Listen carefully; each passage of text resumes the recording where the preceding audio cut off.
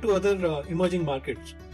तो China is not transparent at all. नहीं तो चाइना की गवर्नमेंट हो, करेंसी नहीं चाहिए, चाहे चाइना की गवर्नमेंट हो, चाहे चाइना के प्राइवेट सेक्टर्स हो, चाहे जो भी हो, they are very close knitted group. सब कि इम्पैक्ट वाइज जो है इंडिया पे ज्यादा है। अब बगल में जो है पाकिस्तान है, मतलब बांग्लादेश है, तो इंडिया घिरा हुआ है प्रॉब्लम से। आप समझ रहे हैं, जो पॉलिटिकल उससे मतलब काफी घिरा हुआ है ना। खाड़ी तो इंडिया के बगल में ही। तो ग्लोबल इन्वेस्टर जो मल्टीपल फैक्टर्स कंसिडर करते हैं, तो जो उनकी एक डिसीजन मैट्रिक्स होती है, आई कैन वॉक थ्रू, तो वो क्या होता है कि ये कंट्री रिस्क असेसमेंट करते हैं। तो सेकेंडरी वो देखते हैं कि पॉलिटिकल स्टेबिलिटी क्या है। चाइना का तो सब घपला मामला है, कुछ उनका रियल डेटा तो बाहर आता नहीं ना, तो उसके लिए उतना पता नहीं चलता। नमस्कार दोस्तों, आज संवाद के इस एपिसोड में आपका स्वागत है। क्या आप जानते हैं हर सेकंड में विदेशी निवेशक करोड़ों रुपए निकाल रहे हैं इंडियन स्टॉक मार्केट से। क्या आप सोचते हैं कि ये इंडिया के इकोनॉमिक लैंडस्केप अभी भी स्टेबल है, या फिर एक इकोनॉमिक सुनामी के करीब है इंडिया? तो सबको लगता है कि इंडिया जो है इमर्जिंग इकोनॉमी है, उसके बारे में हमने बात भी करी है, लेकिन क्या ये सिर्फ एक भ्रम रह गया? आज हम तोड़ेंगे ये मिथ। मतलब एक बहुत ही भयानक स्थिति है। 94,000 करोड़, जो कि करीब $11 बिलियन होता है, वो विड्रॉ हुए हैं इंडिया से। ये हाईएस्ट मंथली आउटफ्लो है, और ये जो है पेंडेमिक के मार्च 2020 में जो था उस विड्रॉल से भी ज्यादा है। इसका विश्लेषण करते हैं, चलिए। और आगे जो है क्या इसका इंडिया पे असर होता है, क्या है, ये सब के बारे में चर्चा करते हैं, चलिए। हाँ परमेश, ये तो जो डेटा है ये काफी कंसर्निंग है, और ये सभी को, पब्लिक को ये समझना चाहिए कि ये तो बेसिकली ग्लोबल स्टॉक इन्वेस्टर्स जो हैं वो पहले इंडियन मार्केट में, स्टॉक मार्केट में जो थ्रू प्रोविजन जो है इन्वेस्ट करते थे, अब चाइना में करने लगे। तो चलिए समझते हैं कि क्या है, ये क्यों हो रहा है, क्यों विड्रॉ कर रहे हैं इंडियन स्टॉक मार्केट से और चाइना में। शायद इसका एक प्राइमरी रीजन है कि जो वैल्यूएशन कंसर्न है ना इंडिया का, वो बहुत ज्यादा है। मतलब आप देखिए कि इंडियन स्टॉक मार्केट में अभी जो स्टॉक्स जो ट्रेड हो रहे हैं, उनकी एवरेज पी जो है 24 पी रेशो है उसका, जो हिस्टोरिकल एवरेज से करीब 5% ज्यादा है, क्योंकि हिस्टोरिकल करीब 19.5% टाइम्स मतलब पी रहता है। तो ये बहुत ओवर वैल्यूड है इस समय compare to other emerging markets. तो China is not transparent at all. नहीं तो चाइना की गवर्नमेंट हो, करेंसी नहीं चाहिए, चाहे चाइना की गवर्नमेंट हो, चाहे चाइना के प्राइवेट सेक्टर्स हो, चाहे जो भी हो, they are very close knitted group. So how they are able to attract global players? ये बहुत अच्छा क्वेश्चन पूछा आपने। बेसिकली देखिए, पैसे कमाने के लिए, जैसे मैंने बोला, एक तो ट्रांसपेरेंसी नहीं चाहिए। तो जितने भी जो ये इकोनॉमीज होती है ना, अगर इनको स्टिमुलस वगैरह मिले, जो अभी आजकल चाइनीज जो है बहुत स्टिमुलस पैकेज वगैरह दे रहे हैं ना, तो अगर ये स्टिमुलस दे रहे हैं तो कंपनीज शॉर्ट टर्म में अपना मुनाफा कमाने की कोशिश करती हैं। अपना मुनाफा कमाया, बेचा और चल दिया वहां से। तो this could be a pure short term thing, but वही है ना, आपको तो पैसे कमाने हैं, आपको गवर्नमेंट से क्या मतलब? नहीं समझ गया। तो basically due to stimulus policy, stimulus package, China जो है अपने कंपनीज में, अपने देश की कंपनियों में पैसे का इन्फ्लक्स कर रही है। I understand it can be a transactional thing. तो जो जियो पॉलिटिक्स का भी तो ये जो है इन्फ्लुएंस होता है इन सब चीजों पे।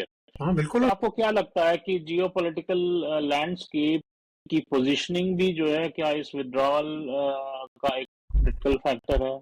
क्या वो भी एक है इन सब चीजों में? हाँ बिल्कुल है। मतलब ग्लोबल अनसर्टेनिटीज देखिए ना, मिडिल ईस्ट में टेंशन चल रहे हैं, इजराइल और ईरान में कॉन्फ्लिक्ट है, फिर उधर देखिए रशिया और यूक्रेन में भी वॉर चल रही है। जो है इस समय लोगों का मतलब बहुत रिस्क एपेटाइट जो है ना, बहुत कम है इस समय लोगों के लिए। ऊपर से जो है अपने ग्लोबल सप्लाई चेन्स है, उसमें भी बहुत डिस्ट्रप्शन है। तो अगर एक चीज देखें रमेश, एक चीज समझने की हमें जरूरत है। कि जो जियोपॉलिटिकल लैंडस्केप की हम बात कर रहे हैं, तो हमने बात करी कि मिडिल ईस्ट के टेंशन की, हम्म हमने बात की इजराइल ईरान कॉन्फ्लिक्ट की, और हमने बात की रशिया एंड यूक्रेन की वॉर सिचुएशन की, राइट। तो अगर ये तीनों चीज को अगर कंसीडर करो तो, और सिर्फ इंडिया और चाइना के कंपैरिजन करो एक, तो India is the safest country in सारे तीनों इशू में। बहुत न्यूट्रल स्टैंस रहा है इंडिया का। चाइना तो बहुत ही बायस्ड है, बट आप और ना कि इम्पैक्ट वाइज जो है इंडिया पे ज्यादा है। अब बगल में जो है पाकिस्तान है, उधर हम्म बांग्लादेश है, तो इंडिया घिरा हुआ है प्रॉब्लम से। आप समझ रहे हैं, जियो पॉलिटिकल उससे मतलब काफी घिरा हुआ है ना, और खाड़ी तो इंडिया के बगल में ही। तो बेसिकली आप कह रहे हो कि जो इंडिया की ज्योग्राफिकल सिचुएशन है वो that's a deterring factor in this. Okay, तो इकोनॉमिक फैक्टर क्या हो सकते हैं इंफॉर्मेशन से? इकोनॉमिक फैक्टर्स भी हैं कई एक्चुअली, जैसे इन्वेस्टमेंट सेंटिमेंट है जो ना, वो इस समय हम्म श्रिंक हो रहा है। मतलब कि ये सारे जो हमने फैक्टर्स किए उसकी वजह से जो है इन्वेस्टमेंट सेंटिमेंट इस समय बहुत कम है। और फिर एक दूसरा वजह ये है कि जो यूएस बॉन्ड है ना, उसकी यील्ड्स बहुत ज्यादा है। एक टाइम पे तो हम्म मतलब एक टाइम पे तो मेरे को याद है 10% के करीब हो गई थी।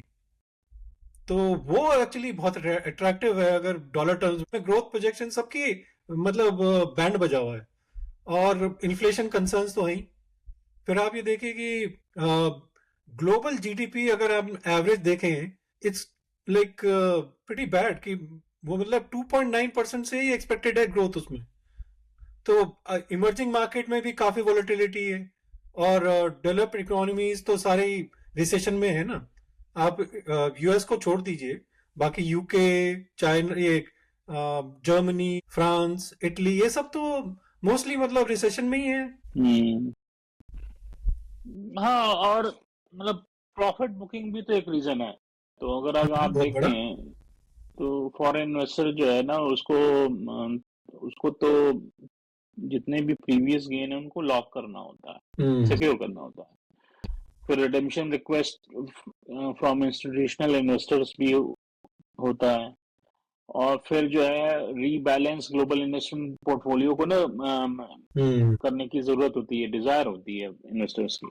जो हम और कई बार बोल चुके हैं कि ये स्पेसिफिक इन्वेस्टर्स नहीं करते हैं, रिटेल इन्वेस्टर्स ये सब नहीं करते हैं। हाँ, तो लेकिन ये सब तो ठीक है, लेकिन इंडिया स्पेसिफिक चैलेंजेस क्या है? आई वांट टू अंडरस्टैंड कि इसमें, जैसे कि अभी आपने इकोनॉमिक फैक्टर्स की बात करी, तो जैसे जीडीपी की बात करी, ग्रोथ प्रोजेक्शन की बात करी, तो इन सब में इंडिया की जीडीपी रेट मच बेटर है, ग्रोथ प्रोजेक्शन इंडिया का मच बेटर है।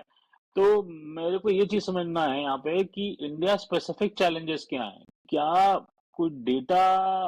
बिल्कुल बिल्कुल। सो मतलब डेटा शेयर करने से पहले मतलब वही इकोनॉमिक जो चैलेंजेस हैं, इन्फ्लेशन तो सबसे बड़ा चैलेंज है।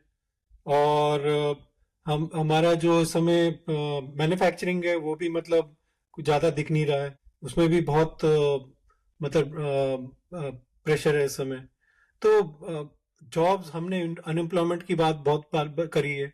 जॉब्स नहीं बन रहे हैं, जितने हमारे यूथ आ रहा है उतने जॉब्स नहीं बन रहे हैं। और अब बात करें तो अगर जैसे सेक्टर वाइज अगर बात करें, ये जो 94,000 करोड़ विड्रॉल हुआ है, सेक्टर वाइज अगर देखें तो आईटी सेक्टर से 35% आउटफ्लो हुआ है, और बैंकिंग में 25% आउटफ्लो हुआ है।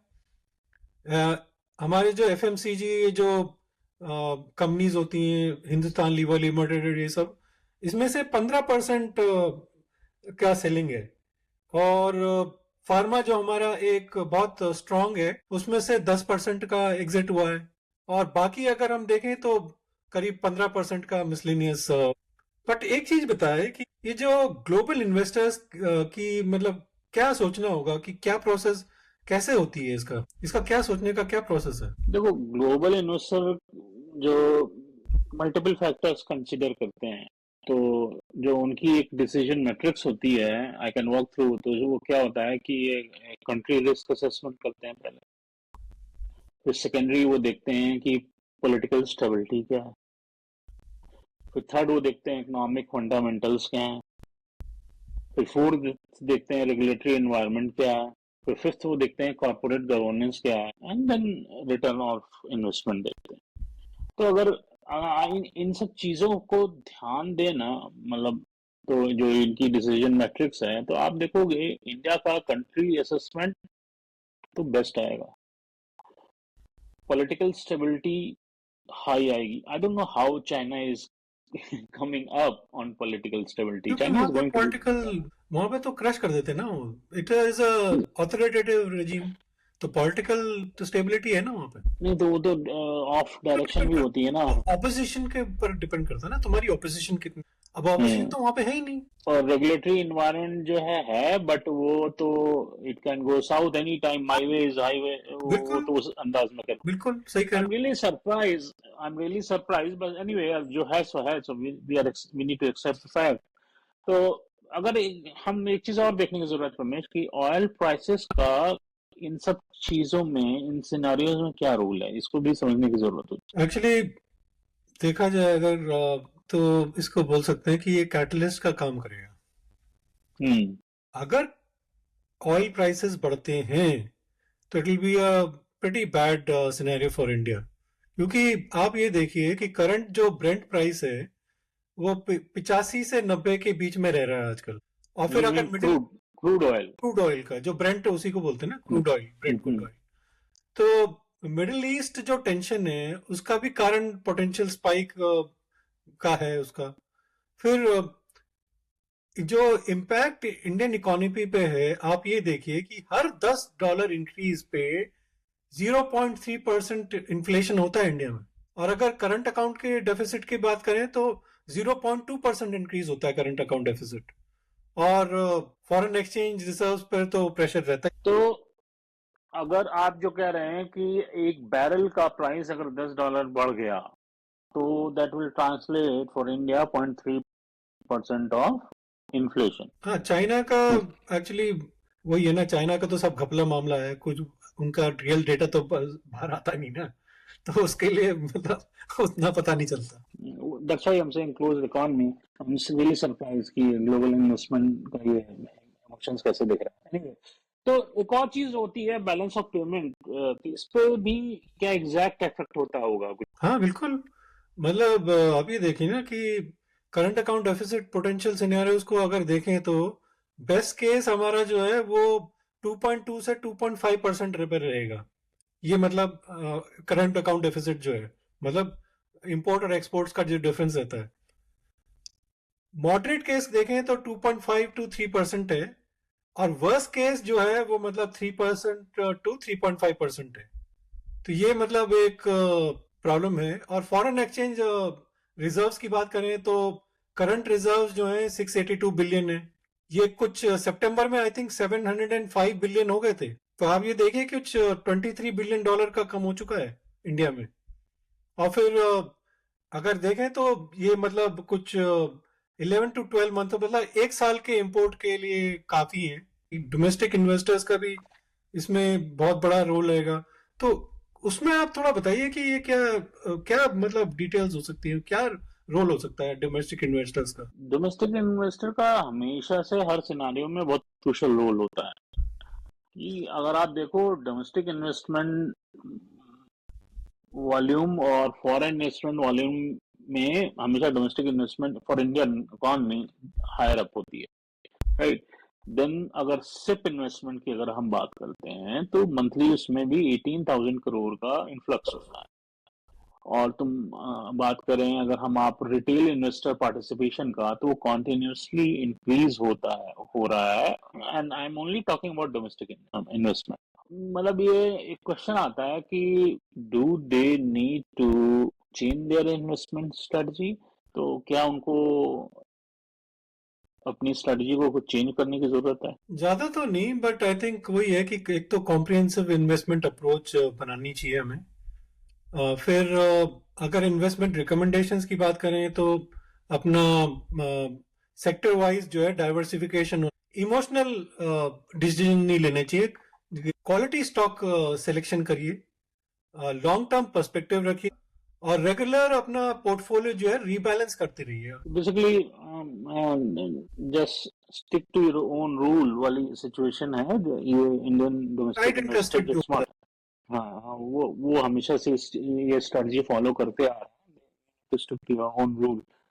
तो जो आपके सक्सेसफुल रहे हैं।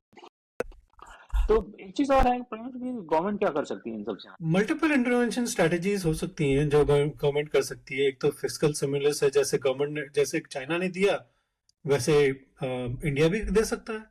फिर अभी भी जो है बहुत सारे रेगुलेटरी रिफॉर्म्स करने की जरूरत। फिर ईज ऑफ डूइंग बिजनेस जो है वो उसको और इम्प्रूव कर सकते। हाँ, रेगुलेटरी रिफॉर्म्स, इन्वेस्टमेंट प्रमोशन, सब I agree with those points. Anyways, तो चलिए व्यूअर्स, ये था एक कंप्लीट इकोनॉमिक लैंडस्केप जो है इस सिचुएशन का।